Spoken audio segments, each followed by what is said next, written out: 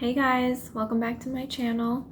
So in today's video, as you can tell by the title, I'm going to be sharing my story about my recurrent miscarriages. And I know that this is a sensitive topic for a lot of you. It's a sensitive topic for me, but I feel when I share about my situation, I feel better. I know that I'm going through this right now, and going on YouTube and searching for other women's stories has really helped me out.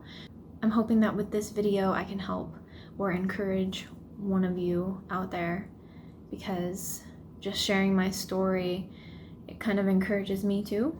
Alright, so I'm just going to start with a little background. My husband and I got married in May of 2018, and in August we decided we wanted to start a family. So we weren't preventing come August. We were just, being a married couple and doing our thing. November of 2018 is when I found out I was pregnant. And super excited, super shocked. I don't know, I didn't think it would happen that quick, but it only took 3 months of trying, which was awesome. And we felt very blessed that it didn't have to take us long.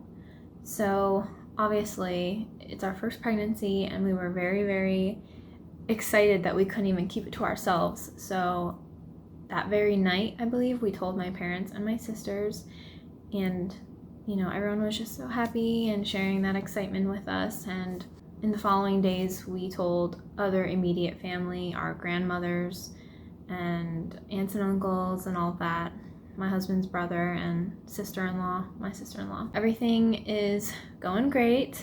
I call my OB and I say, hey, I got a positive test. Okay, so November 4th is when we got the positive, and then my first appointment was scheduled for December 13th, like my first ultrasound, because at that point I would be 9 weeks, and I guess that was their first opening. So from the time I found out until my first appointment, I was very excited.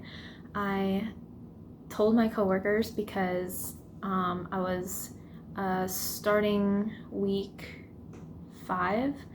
Yeah, my 5th week of pregnancy is when my morning sickness hit really bad. I could not eat what I normally brought to lunch for work. I couldn't even eat before work, so I was bringing animal crackers and ginger ale to work, and my one coworker noticed. So I did tell them, because I just felt like if I was feeling ill out of nowhere that they would understand. Every time I would be in the car driving, or every time I was sitting at my desk at work, I would talk to my baby, talk about my day, ask how it's doing. My husband and I started taking weekly bump date photos. So every week I would hit another week in growth, I would take a photo of my belly. The day before my appointment comes, that night my husband and I could not sleep. We were so excited because we were going to see our baby and hear its heartbeat the next day. And both of us called off work. My mom came with, and we get there, do what we gotta do, whatever. The nurse starts the ultrasound, and at this point I am 9 weeks pregnant on the day. So I knew baby should have a heartbeat, and I knew it should have been bigger than it was on the screen.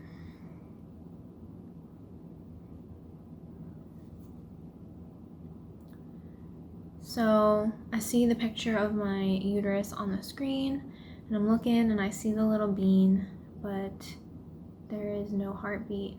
And that's when I tell the nurse, I'm like, hey, shouldn't there be a heartbeat because I'm 9 weeks pregnant?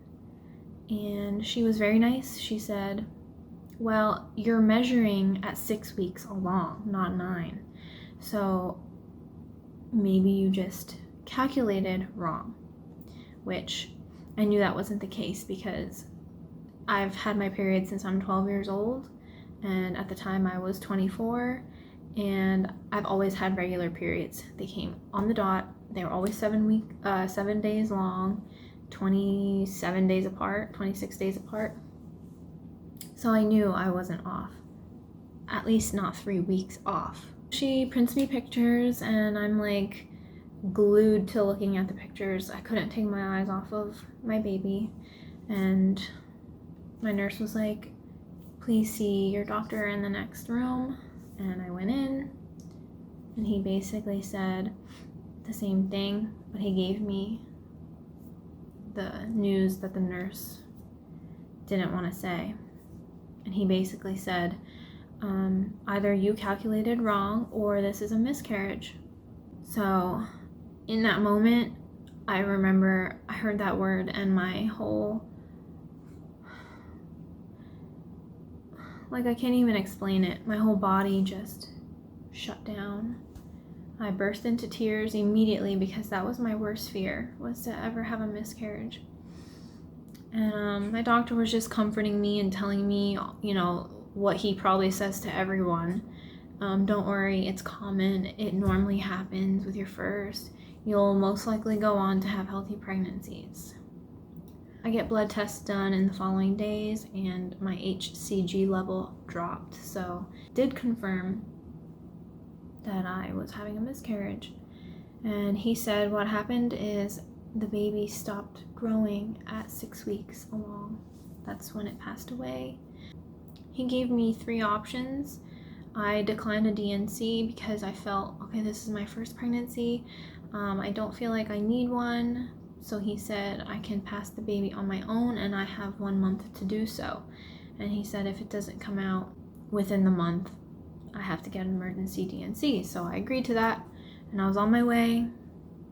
And for the next 3 weeks before I miscarried, I was very depressed and very sad that the baby inside of me was no longer alive. I carried that baby for 3 weeks while it was, no, for 3 weeks after that. So for 6 weeks total, I was carrying that baby and it wasn't alive.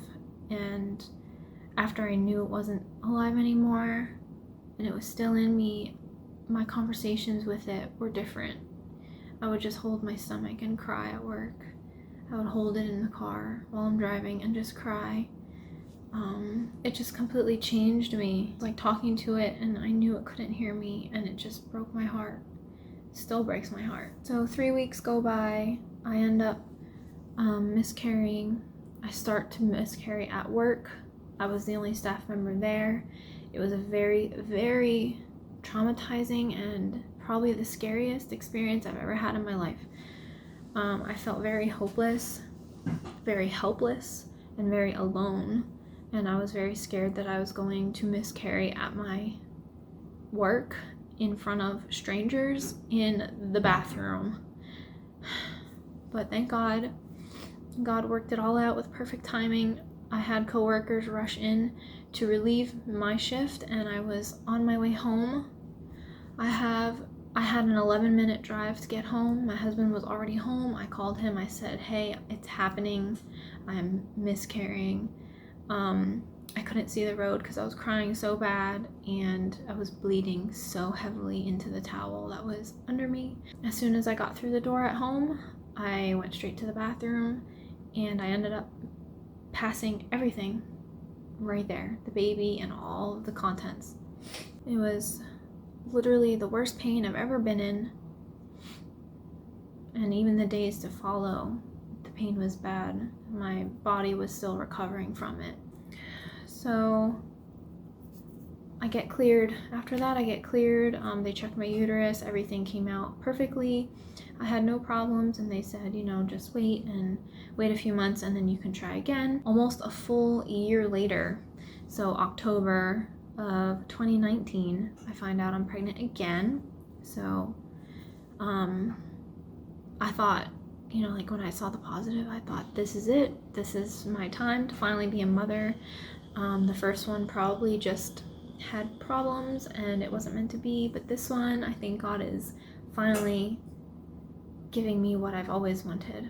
I call the doctor. They say, we can't see you until you're 8 weeks. And I was upset because I was like, you know, I've already suffered a miscarriage. Can't you see me sooner? And they said they will not. So I just prayed and prayed and prayed. A couple days after my missed period, I started bleeding and I miscarried that baby as well. And I had a lot of people telling me, are you sure that it was even a pregnancy? Are you sure you just weren't having a late period? Which is the worst thing you could ever tell someone who thinks they're pregnant and thinks they lost the baby. It doesn't matter if there was a pregnancy or not. Just sympathize with the person. And yes, I was pregnant because my blood work following the miscarriage confirmed that there was a pregnancy and that there was no longer one, that it was failing. I just don't get people. Sometimes they just don't say the right things, which I get, because if this never happened to me, I would probably be saying the wrong things too. That was horrible. That was horrible. I miscarried that one on a Saturday morning around 6 in the morning. I woke up in terrible, terrible pain. There was blood. It all came out. I cried to my parents. I called my parents and cried to them. And I felt so robbed. I just felt so robbed of the gift of motherhood. Again, why is this so difficult? So they confirmed that there was a miscarriage, and they still won't do anything for me.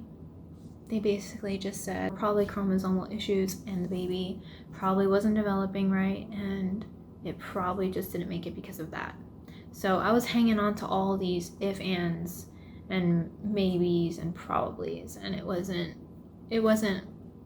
it didn't feel good because I felt like I had no answers. I was just left with an empty uterus and all this emotional baggage. Like I still feel this way. I still feel very emotionally heavy. And what sucks is that with our first pregnancy, because my body didn't recognize it right away, the way my second one did, we had bought things for the baby. We had bought some outfits.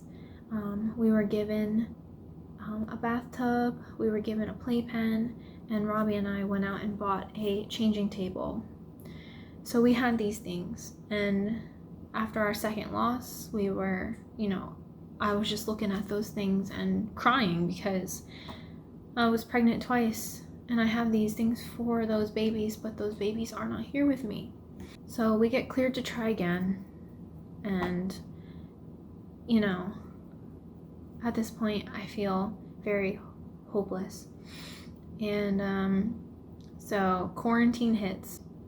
We were joking around like, oh, maybe we'll have a quarantine baby, like maybe we'll get pregnant during quarantine and it'll be a joke when there's a baby boom in next year or whatever, because of all these babies born in quarantine during quarantine. And I was like, yeah, that would be funny. So my husband and I celebrate our 2nd year wedding anniversary in May of 2020, and we also find out we are expecting our 3rd baby. And this one was completely different because I saw the positive test and I had no joy, which sucks because I feel like my journey so far has robbed me of the joy of motherhood.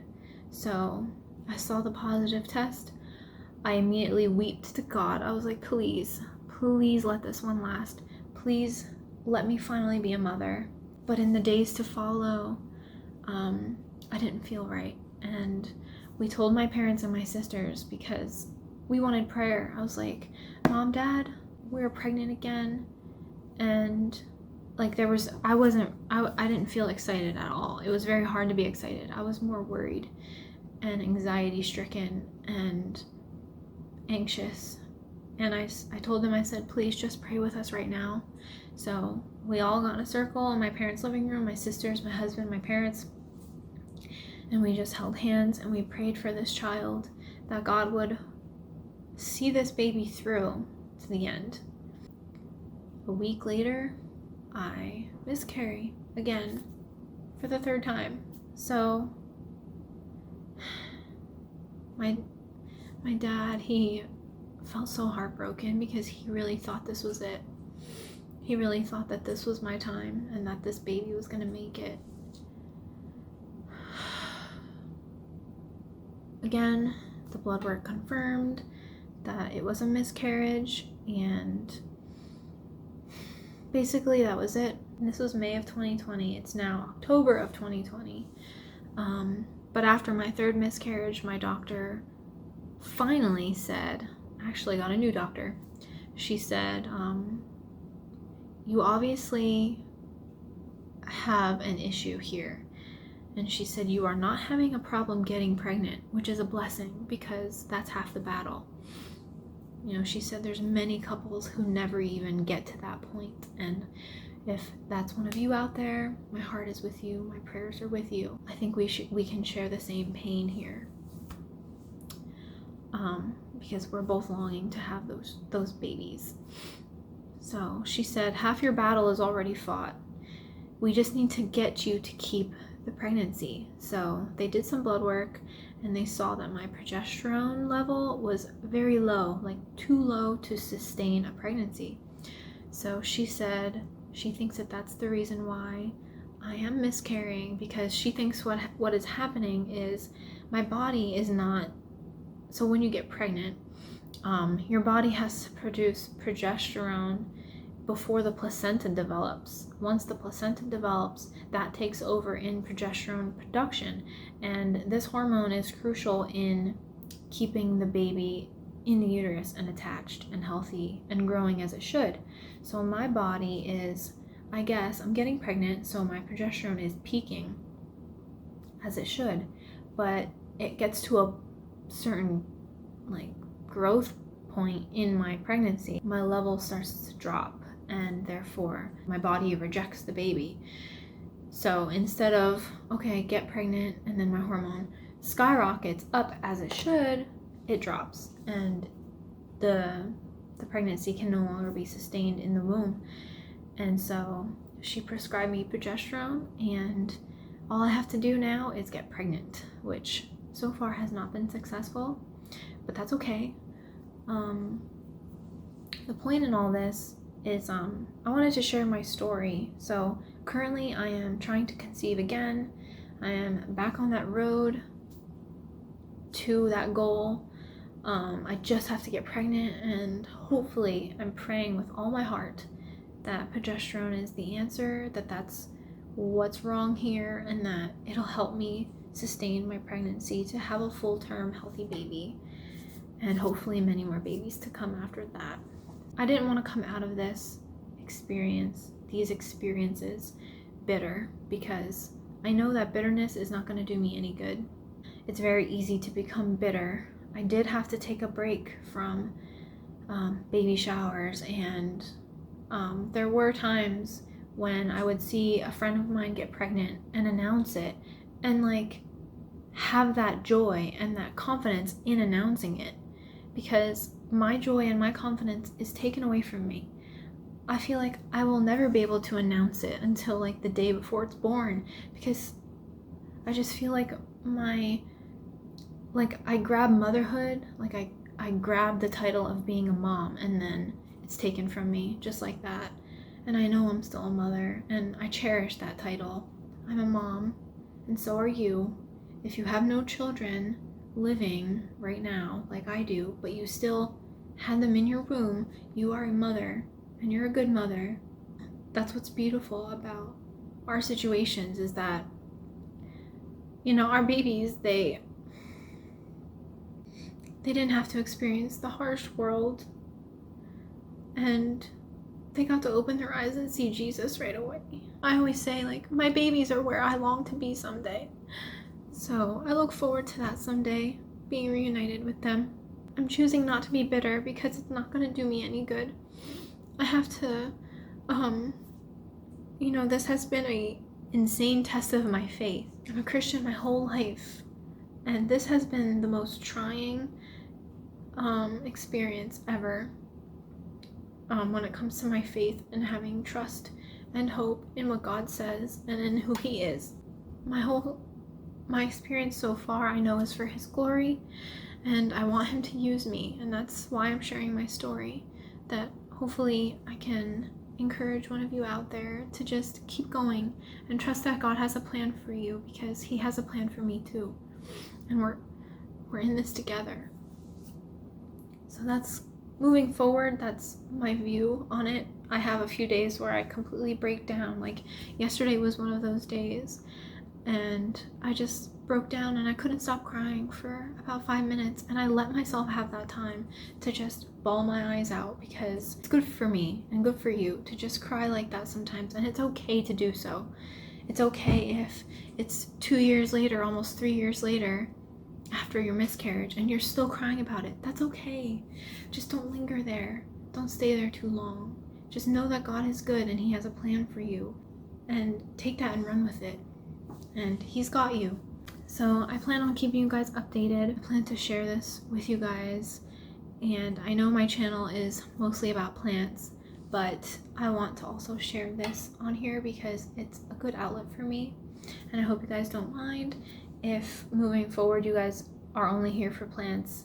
Then maybe unsubscribe from me, because I'm going to be doing plants and motherhood together, and my journey to motherhood. So I know this was a very casual video. The setup is not great, but I thought I'd hop on here quick and just share. So let's all pray together for all the moms out there who are going through this and who have pain that they're carrying with them every day. That God comforts them, and that they know that they have a purpose, and that God has a plan ultimately, and He's always good. As harsh as it may feel, He is good. Thank you for watching. If you I can't say if you enjoyed this video, because it's not a happy video, but if you guys want to follow along and you're not subscribed, please subscribe, because I plan on doing these updates here and there, and I appreciate you guys checking in and watching. Take care, all you mamas out there. I'll see you in my next video. Bye.